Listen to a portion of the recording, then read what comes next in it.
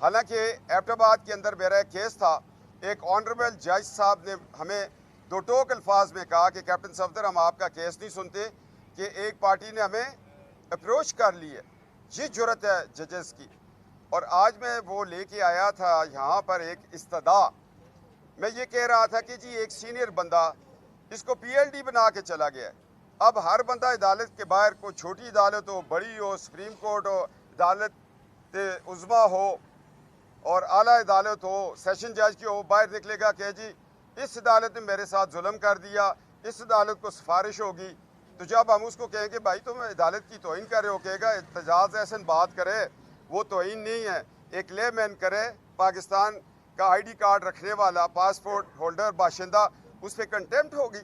میں اس لیے عدالت کے پاس آیا تھا کہ اس شخص نے ایک مقدس ادارے کو، جس کے آج بھی قربانیوں کا سلسلہ سیاچن گلیشیئر پر جاری ہے، بارڈرز پہ جاری ہے، ضرب عزم میں جاری تھا، اس کے چیف آف آرمی سٹاف کا نام لیا کہ باجوہ نے ظلم کر دیا۔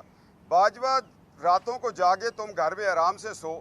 وہ جو بندہ ریڈیو کا ایک سہارا لے کے سیاچن پہ بیٹھا ہوا ہے، اس کے دل پہ کیا گراں گزری ہوگی کہ یا اللہ میں تو اپنی جان تیری دھرتی اور تیرے دین پہ قربان کرنے آ رہا ہوں، میرے ادارے کو ایک ایسا شخص بلا کسی وجہ وہ بات کر رہا ہے۔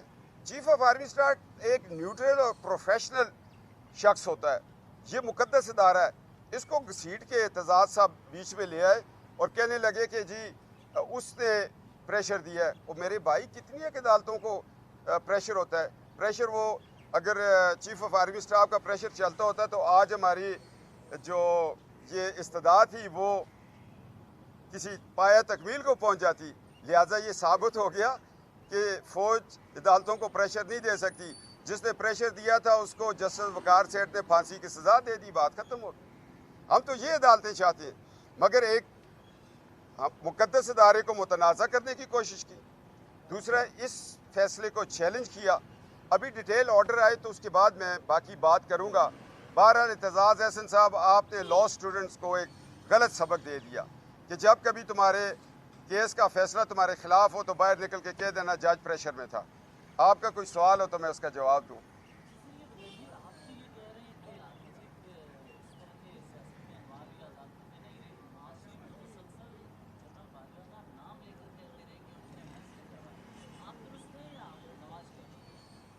میں اس چیز کی بڑی احسن طریقے سے وضاحت کروں گا، چونکہ میرا کیس جو تھا، میرا کیس، اس میں اعتزاز احسن نے کہا کہ باجوہ نے ظلم کیا ہے۔ باجوہ نے کوئی ظلم نہیں کیا۔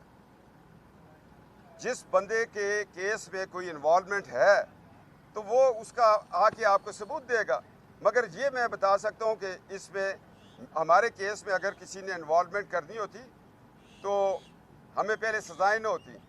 اس کو کیا حق حاصل ہے؟ یہ ہم سیاسی لوگ ہیں، ہم جواب دیں گے آپ فورم پہ۔ اعتزاز احسن ہمارا وکیل تھا کہ اس نے جا کے نواز شریف کے موقف کو آگے تقویت دینے کی کوشش کی۔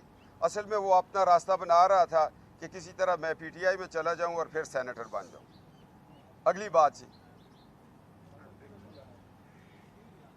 آپ سے الگ بات کرتے ہیں، یہ چل نہیں سکے گا۔ اعتزاز احسن صاحب پیپلز پارٹی کے رہنما ہیں اور پیپلز پارٹی آپ کی اتحادی جماعت ہے حکومت میں، کیا آپ ان کے قائدین سے اس کا شکوہ نہیں کریں گے، ان کو نہیں کہیں گے کہ باقاعدہ اس کے اوپر؟ نوح علیہ السلام نے اپنے بیٹے کو کہا تھا نا کشتی میں بیٹھ جاؤ ورنہ ڈوب جاؤ گے،